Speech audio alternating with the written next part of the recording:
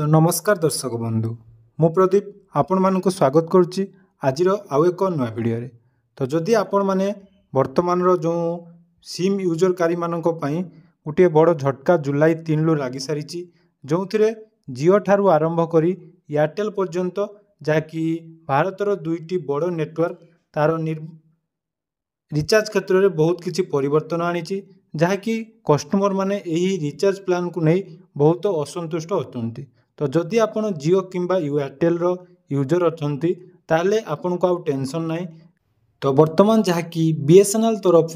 आपण मानक पई एक बड़ एवं दमदार जहाँकि अपडेट आसी जाइछि। जदि आपण माने बीएसएनएल सिम यूज करिया पई चाहुचंती ताले वर्तमान आपण मानकु एही सबु डिटेल्स जाकि जानि नबा दरकार एवं आपण मानकु पुणी थरे कहि रखिबी खूब जल्दी जो एरिया रे जाकि बीएसएनएल सिम चालू नाही वर्तमान से बीएसएनएल सिम को नहीं 4G जाकि आरंभ करचंती। तेणु बीएसएनएल सिम आपण माने जदि यूज करिवे तो पूर्वरु जो यूज करथबा जेकोनोसी सिम को आपण माने निहाती बदलाई देबे काहेकि ना बीएसएनएल रो जो ऑफर आछि से ऑफर आपण को निकटरे जियो एयरटेल एवं वोडाफोन द्वारा मनोनीत रिचार्ज प्लान गुड़िकर मूल्य वृद्धि पर सरकारी टेलीकम कंपनी जहाँकि सस्ता रिचार्ज योजना गुड़िकर एक नुआ तालिका प्रकाश करिछि। जदि आपण सस्ता रिचार्ज प्लान खोजुचंती तेबे आसंतु जानिबा सरकारी टेलीकम कंपनी बीएसएनएल रो सस्ता रिचार्ज प्लान विषय। तो आपण माने जानिथिबे तो बीएसएनएल जेटा कि सरकारी टेलीकम कंपनी रही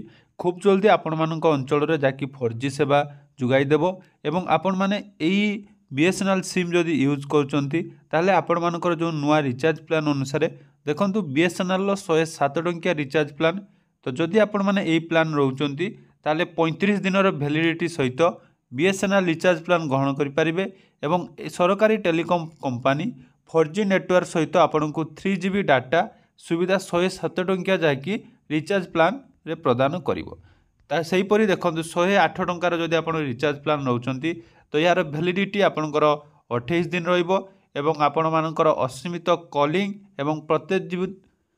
दिन जहाँकि 1GB डाटा आपण माने एही 108 टंकिया प्लान ले पाई परिबे। सही परि जदि आमे देखिबा बीएसएनएल रो 197 टंकिया प्लान जदि आपण ग्रहण करूचंती ताले प्रतिदिन 2GB डाटा आपण माने पाई परिबे एवं यार जहाँकि वैलिडिटी आपणकर 18 दिन रहिबो ता सहित आपनको 100टी एसएमएस रो मध्य सुविधा रहिछि। तापर देखंतु बीएसएनएल रो 169 टंकिया प्लान जदि आपण माने नवा पई चाहुचंती तो एथिरे आपनको 70 दिन पई जाकि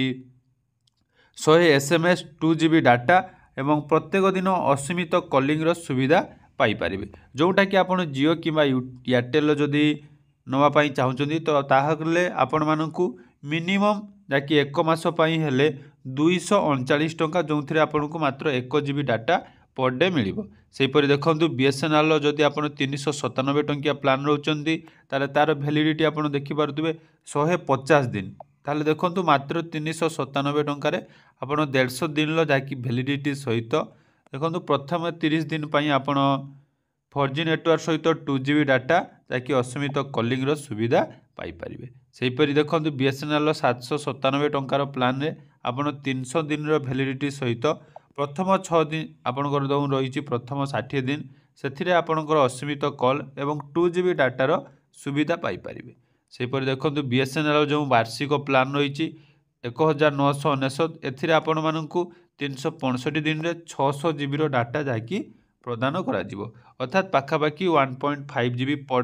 डे आपण माने यूज करि परिबे एवं एही प्लान जदि अन्य कोनोसी टेलीकॉम कंपनी विषय देखिबा तो मिनिमम आपण मानकु 3500 रु अधिक टंका जाकि दबा पई पड़िबो। तेणु बीएसएनएल वर्तमान तार ग्राहक मानक पई बहुत बड़ बड़ एवं सुंदर रिचार्ज प्लान नहीं आसी। तेणु आपण मानक मतामत मते निहाती जणेबे जदि आपण माने अन्य कोनोसी सिम व्यवहार करचंती तो ता तुलना रे बीएसएनएल आपण मानक बहुत सुंदर एवं सस्ता प्लान जुगाई दबो। धन्यवाद।